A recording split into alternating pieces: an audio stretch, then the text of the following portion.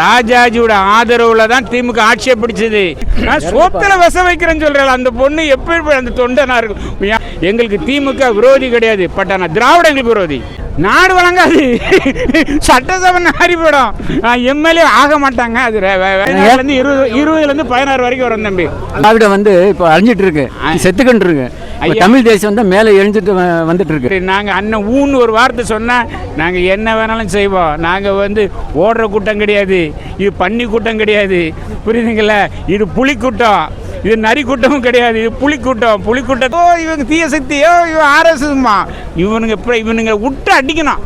விட்டு அடிக்கிற ஒரே ஆள் தமிழ்நாட்டில் அண்ணன் ஒரு ஆள் தான். நியூஸ் இல்லாத ப்ரோ, தமிழ்நாட்டில் நடிக்கலாம், டிக்கெட் விற்றுட்டு இப்போ சம்பாதிச்சுட்டு போகலாம். ஆனால் அரசியல் வேலைக்கு ஆகுது ப்ரோ. வச்சு செய்வோம் ப்ரோ, வாங்க 26 வாங்க. அம்மா கூட திமுகவை தீய சக்தின்னு சொல்லல, கருணாநிதி தீய சக்தின்னு சொன்னாங்க.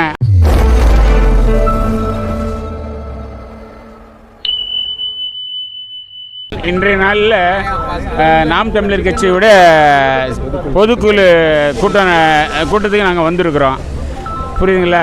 பொதுக்குழு கூட்டத்தில் அண்ணனுடைய உரையாற்றுதல் எங்களுக்கு உற்சாகமாக இருந்தது. வர்ற தேர்தலில் 26 தேர்தலில் நாங்கள் உற்சாகமாக பணியாற்றுவோம்.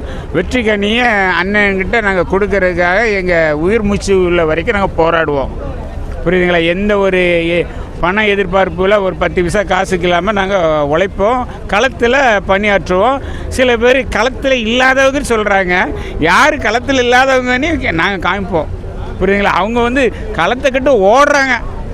அண்ணன் கூப்பிட்டா கூட களத்துக்கே வரமாட்டாங்க. ஆனால் அவங்க சொல்கிறாங்க களத்தில் இல்லாதவங்களை வச்சு நாங்கள் கூட வைக்க நாங்கள் பேச மாட்டோம் ப்ரோங்கிறாங்க.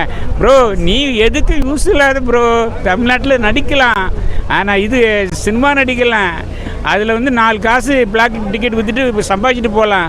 ஆனால் அரசியல் வேலைக்கு ஆகுது ப்ரோ, நாங்கள் காமிப்போம் ப்ரோ, உனக்கு வச்சு செய்வோம் ப்ரோ. வாங்க 26 வாங்க.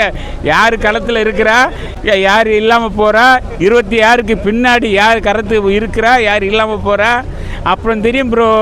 நீங்கள் 26ஓட உங்களுக்கு சாப்டர் க்ளோஸு. அதுக்கப்புறம் நீங்கள் இந்த தமிழ்நாட்டில் சினிமாவே எடுக்க மாட்டீங்க, ஓடிடுவீங்க, அந்த அளவுக்கு ஓடிடுவீங்க ப்ரோ.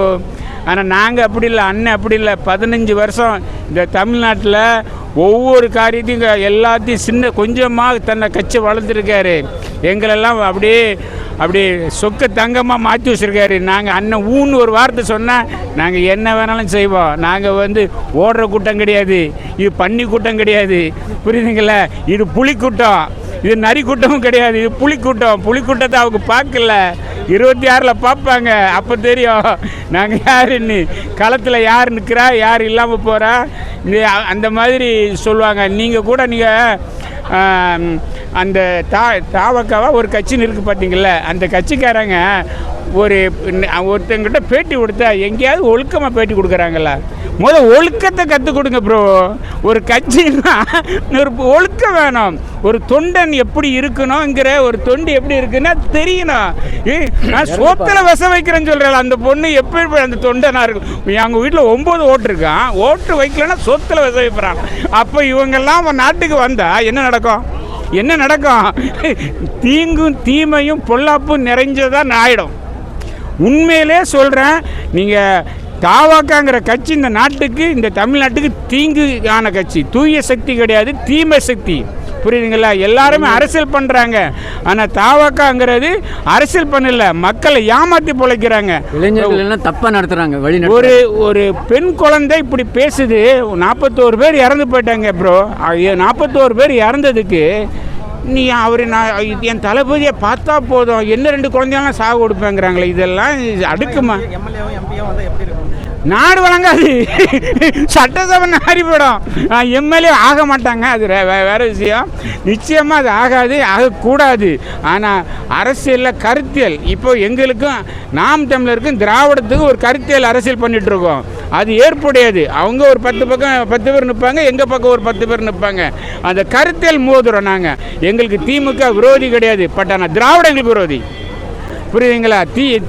திமுக தீய சக்தின்னு நாங்கள் சொல்ல மாட்டோம், ஆனால் திராவிடம் தீய சக்தி. திமுகவில் அம்மா கூட திமுகவை தீய சக்தின்னு சொல்லல, கருணாநிதி தீய சக்தின்னு சொன்னாங்க. அது காரணம் இருக்குது. ஏன்னா சட்டசபையில் அம்மா பாதிக்கப்பட்டாங்க. புடவை உருவினாங்க. ஒரு பெண் பாதிக்கப்பட்டதனோட அந்த ஆதங்கத்தில் கருணாநிதி தீயசக்தின்னு சொல்லாங்க, திமுக தீயசக்தின்னு சொல்ல. ஆனால் திமுகவில் எத்தனையோ நல்ல பேர் இருக்கிறாங்க, புரியுதுங்களா? புரிதல் இல்லாமல் இன்னும் இருக்கிறாங்க. ஆனால் திமுக தீயசக்தி இல்லை. ஆனால் அதை கட்சியை வழி நடத்துகிறோம் பாருங்க, அவங்க தீயசக்தி, அதை புரிஞ்சுக்கணும். ஆனால் தாவக்க மாதிரி பாருங்களேன், 9 பேர் இருக்கிறாங்களா, ஓட்டு போடலன்னா விஷம் வைப்பங்கிறாங்களே, இதெல்லாம் ஏற்புடையதா? ஒரு திராவிடம் வந்து இப்போ அழிஞ்சிட்டு இருக்கு, செத்துக்கிட்டு இருக்கு. இப்போ தமிழ் தேசியம் வந்து மேலே எழுந்துட்டு வந்துட்டு இருக்கு. ஸோ அதனால் வந்து இந்த தேசிய கட்சிகள் வந்து என்ன பண்ணுறாங்க, ஒவ்வொருத்தரையாக வந்து இறக்கி விடுறாங்க. போன வருஷம் வந்து கமலாசன் அவர்களை இறக்கி விட்டாங்க. அவர் வந்து ஏதோ போட்டி போட்டார், இது பண்ணார். அப்புறம் அவர் இப்போது திமுக கூட போய் சேர்ந்துட்டார். அதே மாதிரி இப்போது தாவேக்கா வந்து இறக்கி விட்டுருக்காங்க. அவங்களும் வந்து இப்போ எல்லாத்தையும் தப்பாக வழி நடத்தி, இளைஞர்கள்லாம் தப்பாக வழி நடத்தி ஏதோ எங்கோ ஒரு இது பாதை கூட்டு போகிறாங்க. ஸோ அடுத்த வருஷம் அதுவும் காணாமல் போயிடும். இதுதான் இது நான் தமிழ்நாட்டோட நிலை. அண்ணன் வந்து சீமான் அவர்கள் வந்து எல்லாம் தமிழ் தேசியத்தை பற்றி இது பண்ணிவிட்டு எழுச்சியோடு பேசி அவங்க வந்து முன்னேறி வந்துக்கிட்டு இருக்காங்க. இப்போ 1% விழுக்காடுலேருந்து கிட்டத்தட்ட 8.22 விழுக்காடு வரைக்கும் வந்துட்டு இப்போ வந்து என்னது அங்கீகரிக்கப்பட்ட கட்சியாக வந்து மாறி இருக்கு. அவன் இன்னைக்கு 20 16 வரைக்கும் வரும் தம்பி. 20% அடுத்த ட்ரிப் அடிப்போம். 20 விழுக்காடு வரும். திமுக கட்சி திறக்கும் போது 1947 1949 கட்சி ஆரம்பிச்சாங்க. அந்த கட்சி ஆரம்பிக்கும் போது தேர்தலே போட்டியிடலை, புரியுதுங்களா? அதுக்கு அப்புறம் தான் அடுத்த தேர்தலில் போட்டிடுறாங்க. அவங்க ஃபஸ்ட்டு கொஞ்சம் கொஞ்சமாக தான் தன்னுடைய கட்சியை வளர்ச்சியில் கொண்டு போனாங்க, புரியுதுங்களா? அதுக்கு அப்புறம்தான் கூட்டணி வச்சாங்க. இதே பிராமண எதிர்ப்பு சொல்கிறாங்கல்ல, இதே திமுக பிராமணர் இவர் பேர் என்ன, பெரியார்ல பிராமணர் இருக்கார்ல, அவர் அவர் இல்லை, பாரதி இல்லை, பிராமணரில் காங்கிரஸில் ஒருத்தர் இருந்தார் பாருங்க, குலக்கல்வி திட்டம் கொண்டு வந்தார் பாருங்க, அவர் ராஜாஜியோட ஆதரவில் தான் திமுக ஆட்சியை பிடிச்சது. இவங்க பிராடு, திராவிடங்கிற பிராடு. இவனுக்கு தேவைன்னா பிராமணனை கூட்டுக்குவான், தேவையில்லைன்னா இவங்க தீய சக்தியோ இவன் ஆர்எஸ்எஸ்மா, இவனுங்க விட்டு அடிக்கணும். விட்டு அடிக்கிற ஒரே ஆள் தமிழ்நாட்டில் அண்ணன் ஒரு ஆள் தான், வேறு யாராலும் கிடையாது. அடிப்போம். அது ரொம்ப தவறான தம்பி. ஆனால் தமிழ்நாடு அரசுங்கிற போக்குவரத்தை வெறும் அரசு போக்குவரத்துன்னு மாற்றிருக்கிறாங்க தம்பி. அது ரொம்ப தவறானது. அவங்களுடைய நோக்கம் திராவிட மாடல், திராவிட நாடு, திராவிட பஸ்ஸு, இந்த மாதிரி எண்ணத்தில் அவங்க கொண்டு போகிறாங்க. அதுக்கு அழிவு அதனாலே அவங்களுக்கு ஏற்படும். அந்த தமிழ் மேலே அவங்க கை வச்சிங்கன்னா அந்த திமுகங்கிற கட்சியே இல்லாமல் போகும். அது அவங்களோட நோக்கம் அவங்க உள்ளுக்குள்ளேருந்து வெளியே வருது. இப்போ இல்லை தம்பி, உள்ளுக்குள்ளே அவங்க, அதாவது நமக்கு நான் வந்து சென்னை அந்தவங்க கிடையாது. எனக்கு சொந்த ஊர் தூத்துக்குடி மாவட்டம். ஆனால் சென்னை 45 வருஷம் ஆச்சு. ஆனாலும் என் ஊர் பாசம் எனக்கு இருக்கும். அந்த மணல் பாசம் நான் எல்லாம் எங்கள் ஊரில் நான் வருஷத்துக்கு ஒரு திருவிழாவுக்கு போவேன். போனோன்னா அந்த ஊரில் கால் வச்சேன்னா ஒரு பாசம் எனக்கு வரும்.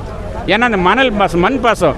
இது திமுகவுக்கு எப்படி, அவங்களுக்கு என்ன மாதம், அவங்க ஊர் அந்த ஊர் வேறு ஸ்டேட்டு தானே, அந்த பாசம் ஓங்கூர் பாசம் வரமா இருக்குமா? எப்படி இருக்கும்?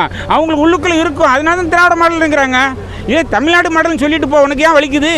ஏன் திராவிட மாடல்னா ஓங்கூர் பாசம் என்ன இருந்தால் தாய் பாசம் விடுமா, மண் பாசம் விடுமா? அவங்களுக்கு அது இருக்குது. ஆனால் நாங்கள் விட்டு கொடுக்க மாட்டோம் தம்பி. நாங்கள் எகிரி அடிப்போம், திராவிடத்தை ஓட விடுவோம். இப்போ தான் அண்ணன் சொல்லியிருக்கிறாங்க, இன்னும் கொஞ்ச நாள் போகட்டும் பாருங்க என்ன நடக்குது பாருங்க. 4 மாதம். ஆனால் உண்மை இந்த அரசியலில் 2026 அரசியல் தேர்தல்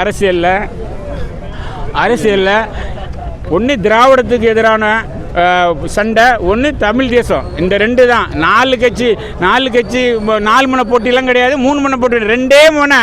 ஒன்று திமுக திராவிடமா, ஒன்று தமிழ் தேசியமா. நல்லவன் எல்லாம் இங்கே வருவாங்க.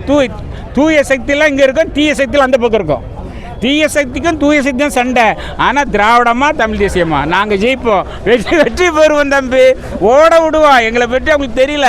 நாங்கள் புலி கூட்டம், நாங்கள் நரி கூட்டமும் கிடையாது, பன்னி கூட்டமும் கிடையாது, அணில் கூட்டமும் கிடையாது, புலி கூட்டம். அவங்க வேற என்ன பண்ணுவாங்க? அதாவது நம்ம ஊரில் சின்ன பையன் சண்டை போட்டால் அந்த தோக்குற பையன் ஒரு மாதிரி பையன் என்ன பண்ணுவான் தெரியுமா, அடுத்த கையை கடிச்சு வச்சுருவான் பயத்தில். அவனுக்கு சண்டை போட தெரியாது, பேச தெரியாது, அவனுக்கு இப்படி ஆயுதம் பல்லு தான். அதனால அவங்கெல்லாம் எங்களுக்கு ஒரு ஆளே கிடையாது தம்பி.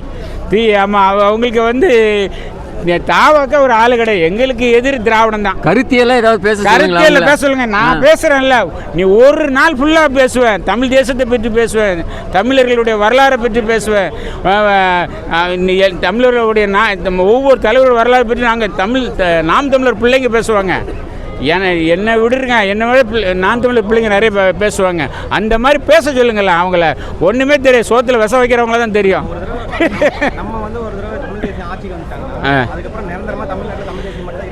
நான் தமிழ் தேசியம் நாம் தமிழர் ஆட்சிக்கு வந்ததுன்னு வச்சுங்களேன், தமிழ்நாடு பரிசுத்தமாக இருக்கும். ஒரு குப்பை பார்க்க முடியாது. இந்த ரோடெல்லாம் அந்த தூய்மையாக இருக்கும். இங்கே பாருங்களேன், தூய்மையாக இருக்குதா? நீங்கள் தமிழ்நாடுக்கும் போயிருப்பீங்க, கேரளாவுக்கும் போயிருப்பீங்க, கர்நாடகம் போயிருப்பீங்க. நீங்கள் கேரளா போய் பாருங்கள், கோயம்புத்தூர் தமிழ்நாடு, ஆனால் இது பக்கத்தில் பாலக்காடு இருக்கும். அந்த பாலக்காடுக்கும் நீங்கள் கோயம்புத்தூர் வந்து இது பாருங்களேன், இது ஒரு குப்பை மேடாகவே இருக்கும். கொஞ்சம் ஒரு இந்த உள்ளே வந்து 8-10 ஒரு குப்பை மேடாக இருக்கும். ஆனால் கேரளாக்காரன் அவ்வளோ சுத்தமாக வச்சுருப்பாங்க. ஒரு மரத்தை விட்டு விட மாட்டாங்க. ஒரு 10 அடிக்கு 10 அடி மரம் வச்சுருப்பாங்க. ரோடு கிளியராக இருக்கும். ஏன் இது தமிழ்நாடு இவ்வளோ கேவலமாக இருக்குது? சுத்தம் இல்லைங்க, ஒரு மரம் கிடையாது, ஒரு இது கிடையாது. மக்களை நேசிக்கிறவர் சீமான் அவர்கள் வந்து மக்களை நேசிக்கிறவர். அதனால் வந்து தூய அரசியலை தான் செய்வார். அதனால் அதில் வந்து எந்த ஒரு இதிலும் மாற்று கருத்தே கிடையாது. கண்டிப்பாக மக்கள் வந்து இதை கண்டிப்பாக வந்து வரவேற்பாங்க. தமிழ் தேசியம் வந்த அப்புறம் திராவிடம் இருக்காது. அதாவது தமிழ்நாட்டில் ஐயா காமராஜர், தாத்தா காமராஜர் ஆண்டாங்க. தாத்தா காமராஜர் ஆளும்போது அவர் வந்து தமிழர் தான், ஆனால் இந்திய தேசியமாக ஆண்டாங்க. ஆனால் இந்திய தேசியமாக ஆளும்போது கூட அவருடைய ஆட்சி காலத்தை நீங்கள் எனக்கு தெரியாது, பட் நான் குழந்தை பையன். ஆனால் அவருடைய காலத்தில் எவ்வளோ அணைகள் கட்டியிருக்காரு தெரியுமா? பள்ளிக்கூடம் கிடையாது. ராஜாஜி கிட்டத்தட்ட 6000 பள்ளிக்கூடத்தை மூட்டாருங்க, குலக்கல்வி கொண்டு வந்தாருங்க. அப்போது இந்த நாட்டில் காமராஜர் ஆட்சி காலத்தில் மது கிடையாது, சாராயம் கிடையாது, ஆனால் எதுவுமே இல்லாமல் அவர் தூய் ஆட்சியை கொடுத்தாருங்க. அவ்வளோ பள்ளிக்கூடத்தை திறந்தார். இவனுங்க சொல்கிறாங்க, திராவிடக்காரங்க சொல்கிறாங்கல்ல, நாங்கள் தான் படிக்க வச்சாங்க.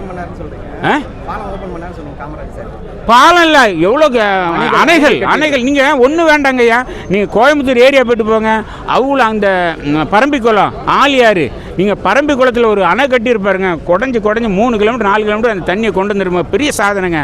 நீங்கள் அதே போல் நீங்கள் கன்னியாகுமரி போங்க, தொட்டி பாலம் போய் பாருங்கய்யா.